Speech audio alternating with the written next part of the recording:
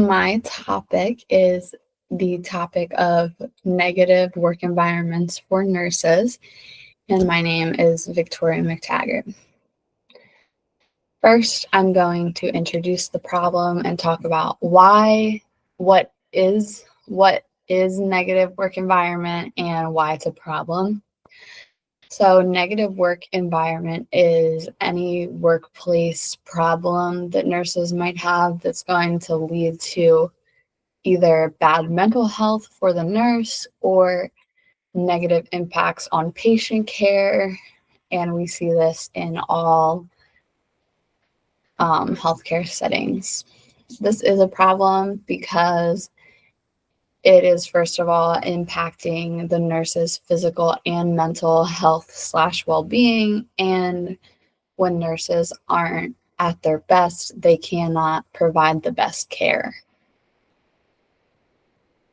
So the whole purpose of my research is to figure out why this is a problem and provide solutions for the negative work environment that nurses are in. I will discuss 3 solutions that I've found and also provide the recommendation I have for them and talk about what primary research that I have done and what those nurses have said. So in my primary research, I interviewed two nurses that I knew, and they both love being nurses. They love the job. They love taking care of patients, but they are also both in negative work environments. They have faced burnout, which is when you're just exhausted from your job and, you're not taking care of yourself mentally, you're not taking care of yourself physically. You get home and you're just so exhausted. And a lot of that comes from bad management and the nursing shortage, because there's a nursing shortage. Other nurses have to work more, take on more of a workload, and that can just increase the feeling of being burnt out. So 3 potential solutions that I'm going to dive more into are leadership training, peer support groups, and increase wages and sign-on bonuses. So first, I'm going to talk about how leadership training will help the negative work environment the nurses are in. And leadership training is basically when managers take courses on how to be better managers. And this has been proven helpful in other jobs. So it would be good if it's implemented in the healthcare setting as well, because if the managers take these classes and know how to deal with communication better and solve problems better, they can have improved job satisfaction. There will be a better nurse retention rate, and nurses won't be feeling burnt out as much. Also, this is a pretty cheap option. The American Nursing Association has free courses on leadership training. There are other courses that cost a little bit more, but this isn't a very expensive training, and it's been effective. So even if it does cost some, it is worth the cost. My next solution is support groups, and these would be nurse-led support groups by other coworkers. These coworkers would have good people skills, good communication skills, and make sure that they're always remaining confidential on what other nurses say to them, and they're not talking or gossiping about what is being talked about. And this is really good because nurses can express their feelings and have another person that they can relate to and just talk about it. Again, this is another pretty inexpensive option. The American Nursing Association has more courses about this, and the leader would have to go through those courses and be taught how to talk to the nurses and how to validate their feelings. And overall, this would give better mental health for the nurses and then ultimately improve patient care. My last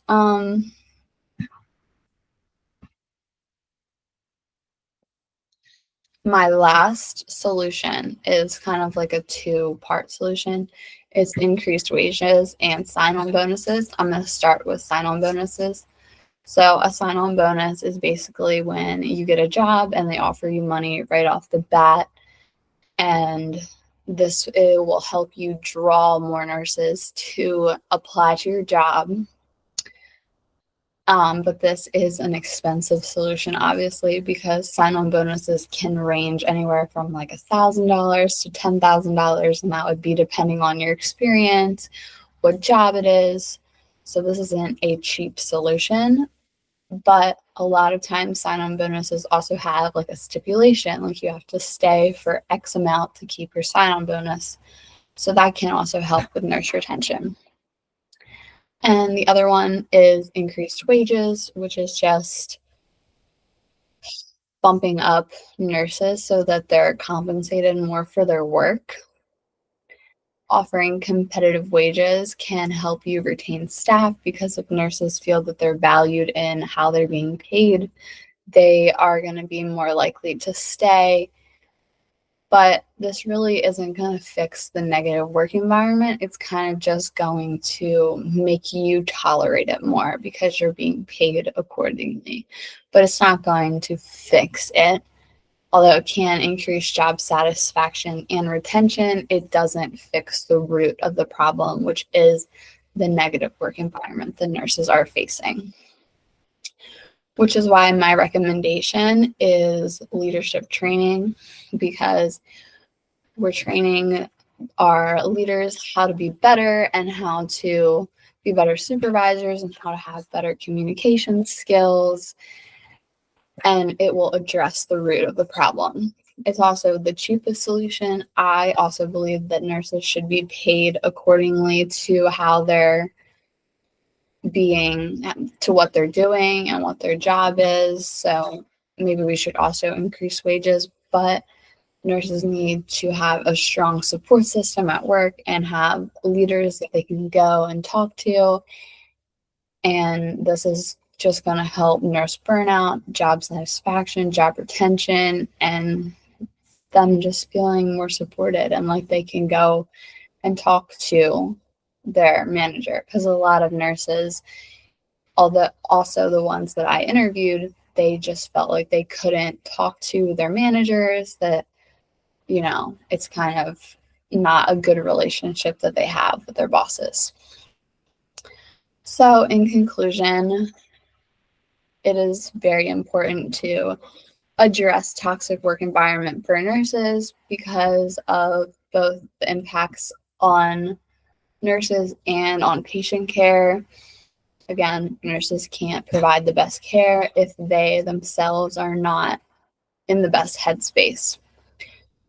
So, and the main issue is really nurse burnout, which is that feeling of just being exhausted from your job and not feeling good about your job. But nurses like what they do. They love being nurses. They love taking care of people. So we should be trying to enhance their job experience and not make them feel this way. So this is why solutions like leadership training, peer support groups, and increased wages and sign-on bonuses will help that problem and help solve it, and will ultimately lead to better job satisfaction, reduced burnout, and holding on to the nurses, so nurse retention. And really the main thing nurses want to do is provide good health care, which they cannot do at their best when they are in a toxic work environment or are burnt out and exhausted. They cannot provide their best. So we need to ensure that nurses are feeling supported and they're valued for everything that they do. And these are the resources I used for my research. Have a great day. Bye.